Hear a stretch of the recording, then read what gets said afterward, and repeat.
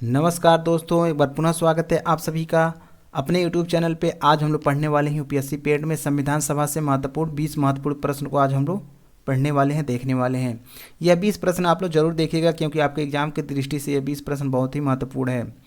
साथ में यदि आप हमारे चैनल को सब्सक्राइब नहीं किए हैं तो प्लीज़ चैनल को सब्सक्राइब करके बेल आइकन को जरूर दबा दीजिएगा। तो आइए शुरू करते हैं इस क्लास को। यदि वीडियो अच्छा लगता है तो वीडियो को लाइक जरूर कीजिएगा। प्रश्न पहला है, भारत की संविधान सभा किसके अनुसार गठित की गई? भारत की संविधान सभा किसके अनुसार गठित की गई? ऑप्शन ए है क्रिप्स प्रस्ताव, ऑप्शन बी है साइमन आयोग का प्रस्ताव, ऑप्शन सी है माउंट बेटन योजना के द्वारा, ऑप्शन डी है कैबिनेट मिशन योजना के द्वारा। तो ये ऑप्शन डी जाएगा, कैबिनेट मिशन योजना के द्वारा ही संविधान सभा का गठन हुआ था।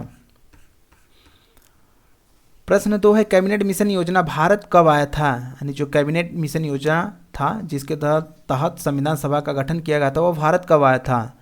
1942 में आया था या 1944 में, 1946 में या 1947 में? तो ऑप्शन सी जाएगा, 1946 में आया था।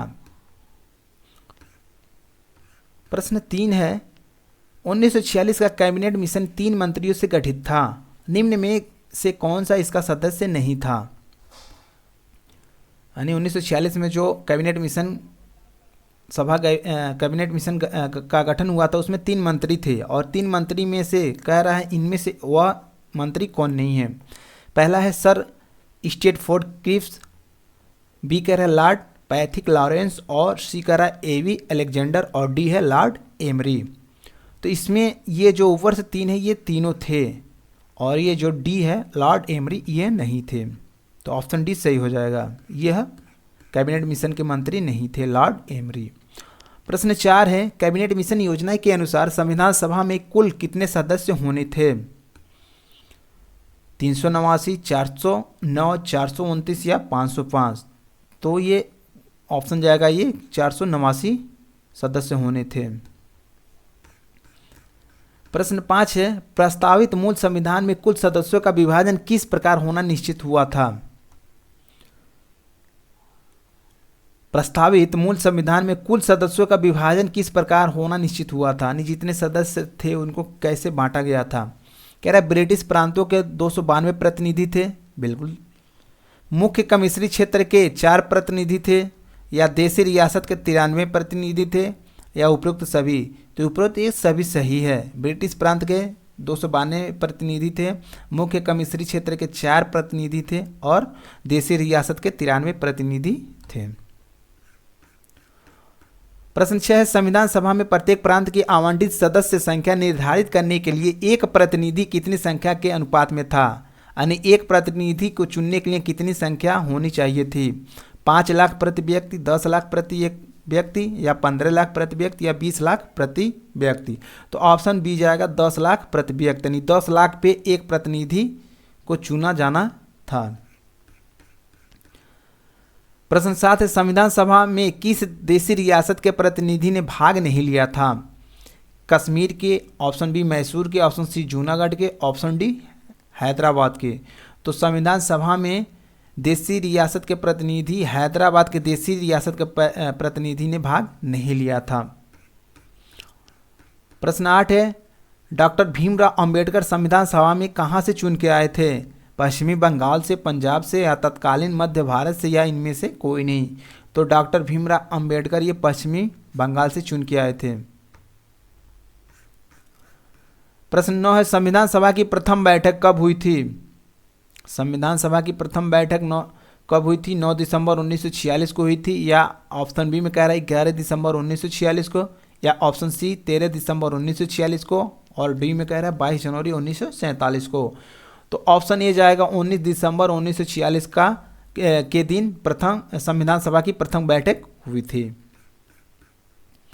प्रश्न 10 है, संविधान सभा के अस्थायी सदस्य कौन थे? संविधान सभा के अस्थायी सदस्य किसको चुना गया था? डॉक्टर भीमराव अंबेडकर को, डॉक्टर राजेंद्र प्रसाद को या डॉक्टर सच्चिदानंद सिन्हा को? तो ऑप्शन सी जाएगा, डॉक्टर सच्चिदानंद सिन्हा को ही अस्थायी सदस्य चुना गया था। प्रश्न 11, संविधान सभा के अस्थायी सदस्य कौन थे? तो संविधान सभा के अस्थायी सदस्य में दिया है, ऑप्शन ए में दिया है डॉक्टर भीमराव अंबेडकर थे, ऑप्शन बी कह रहा है डॉक्टर राजेंद्र प्रसाद, या सी डॉक्टर सच्चिदानंद सिन्हा, या इनमें से कोई नहीं। तो ऑप्शन बी जाएगा, डॉक्टर राजेंद्र प्रसाद जी थे अस्थायी सदस्य। संविधान सभा के संवैधानिक सलाहकार कौन थे? ऑप्शन ए है के एम मुंशी थे, शरद चंद्र बोस थे, या बी एन राव थे, या ए एन माधवन थे।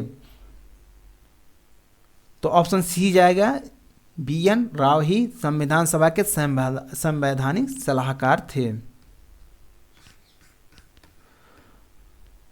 प्रश्न 13 है, संविधान सभा के विभिन्न पहलुओं के अध्ययन हेतु संविधान सभा ने कितनी समितियां नियुक्त की थी? यानी संविधान सभा के विभिन्न पहलुओं के अध्ययन हेतु संविधान सभा ने कितनी समितियां नियुक्त की थी? ऑप्शन ए कह रहा है 9, ऑप्शन बी में है 12, ऑप्शन सी 13 और ऑप्शन डी 16। तो ऑप्शन सी जाएगा 13 ऐसे समिति बनाए थे जिनका कार्य था क्या? संविधान सभा का अध्ययन करना। 13 समितियों का ही बनाया गया था, 13 समिति बनाए गए। 13 दिसंबर 1946 को संविधान सभा में उद्देश्य प्रस्ताव किसने प्रस्तुत किया था? ऑप्शन ए आचार्य जेबी कृपलानी ने, ऑप्शन बी पंडित जवाहरलाल नेहरू ने, ऑप्शन सी सच्चिदानंद सिन्हा ने, option D doctor Bhimrao Ambedkar ने। तो 13 दिसंबर 1946 को संविधान सभा में उद्देश्य प्रस्ताव पंडित जवाहरलाल नेहरू जी ने प्रस्तुत किया था। ऑप्शन बी सही इसका उत्तर होगा। 15 है, संविधान सभा का प्रारूप किसने तैयार किया था? संविधान सभा का एक प्रारूप तैयार हुआ था, वो किसने किया था? ऑप्शन ए है बी एन राव, बी में कह रहा है पंडित जवाहरलाल नेहरू, सी में सच्चिदानंद सिन्हा और डी में है डॉक्टर भीमराव अम्बेडकर। तो यह है B N Rao, option A जाएगा, बी एन राव ने ही संविधान सभा का प्रारूप तैयार किया था। प्रश्न 16 है, संविधान सभा के प्रारूप जिसको मसौदा कहा जाता है, समिति का गठन कब किया गया था? यानी संविधान सभा के प्रारूप समिति का गठन कब किया गया था? 19 अप्रैल 1947 को, या 11 जुलाई 1947 को, या 29 अगस्त 1947 को, या 9 दिसंबर 1947 को। तो 29 अगस्त 1947 को ही प्रारूप समिति का गठन किया गया था।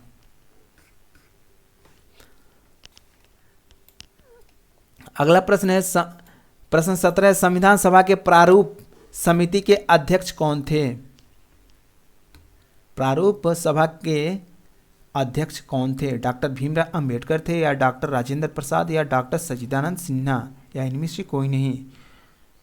तो ये डॉक्टर भीमराव अंबेडकर ही इसके अध्यक्ष थे। यानी प्रारूप समिति के अध्यक्ष कौन थे? डॉक्टर भीमराव अंबेडकर। प्रश्न 18 कह रहा है, संविधान सभा के प्रारूप समिति में सदस्यों की संख्या कितनी थी? क्या प्रारूप समिति के सदस्य 5 थे, या 6, या 7, या 9? कितने थे? तो ये 7 थे।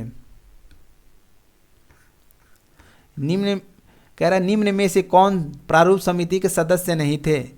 तो प्रारूप समिति के सदस्य 7 थे। अब इसमें कह रहा है उसमें से कौन नहीं थे? डॉक्टर भीमराव अंबेडकर नहीं थे, या राजेंद्र प्रसाद, या गोपाल अयंगर, या अल्लादी कृष्ण स्वामी। तो इसमें डॉक्टर राजेंद्र प्रसाद जी नहीं थे प्रारूप समिति के सदस्य। डॉक्टर भीमराव अंबेडकर तो इसके क्या थे? अध्यक्ष थे। प्रश्न 20 कह रहा है, संविधान सभा की प्रारूप समिति के समक्ष प्रस्तावना का प्रस्ताव किसने रखा? यानी जो भी प्रस्तावना हमारे संविधान में उसका प्रस्ताव किसने रखा है? डॉक्टर भीमराव अंबेडकर ने रखा है, या महात्मा गांधी ने, या बी एन राव ने, या पंडित जवाहरलाल नेहरू ने? तो जो प्रस्तावना का प्रस्ताव है वह पंडित जवाहरलाल नेहरू ने ही रखा था। तो ये थे टॉप 20 प्रश्न। उम्मीद करें आप लोग को ये वीडियो अच्छा लगा होगा, इससे कुछ ना कुछ सीखे होंगे। यदि वीडियो अच्छा लगा है तो वीडियो को लाइक एवं सब्सक्राइब जरूर कीजिएगा। चैनल को सब्सक्राइब करके वीडियो को लाइक कीजिएगा। फिर मिलते हैं अगले टॉपिक पे 20 महत्वपूर्ण प्रश्न के साथ। तब तक के लिए जय हिंद, वंदे मातरम।